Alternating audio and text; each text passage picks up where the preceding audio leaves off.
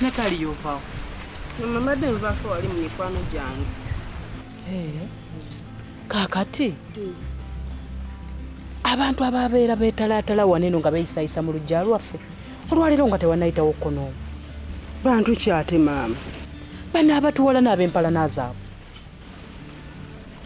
Nze amazima gennyini simanyi. Sirina kye mmanyi. Kale tewali buzibu.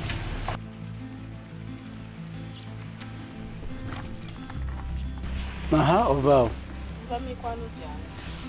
Mikwano gyo gitya? Kiki ky'onnoonya mu kwenjera?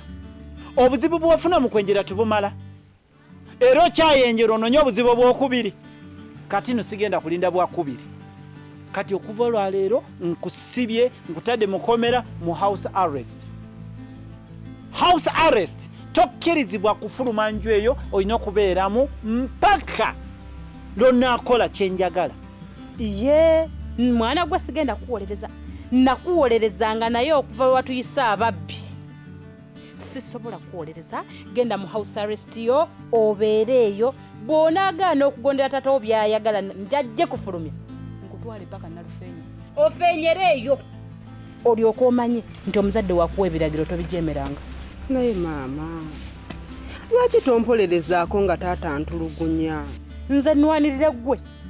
Nnwanirira ggwe okujeemera ebiragiro bya taatawo. Nze ompita musirunga gwe. Ogambye nkutulugunya? Kale. Nze omuntu alwanirira ebiseera bye by'omu maaso bibeere bitangaavu koyita okutulugunya. Nze nga byenkola biyamba ggwe. Omuwulidde? Kati kale nga bw'ogambye nti nkutulugunya kati house arrest gitandikirewo. Yingire ennyumba. Yingire. Tambulirawo. Sirika Amagoba. Jangu tugende.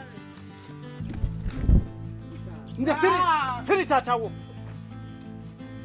Siri taatawo. Senga ni taatawo ne badon onjebe. Munnaye w'onaamanya kiki ekikuzunza oba mbwa yakomba mu bigere ng'oli mwana muto obubwa obuto ne bukomberera ebigere. Beera mu nnyumba w'onaategeera.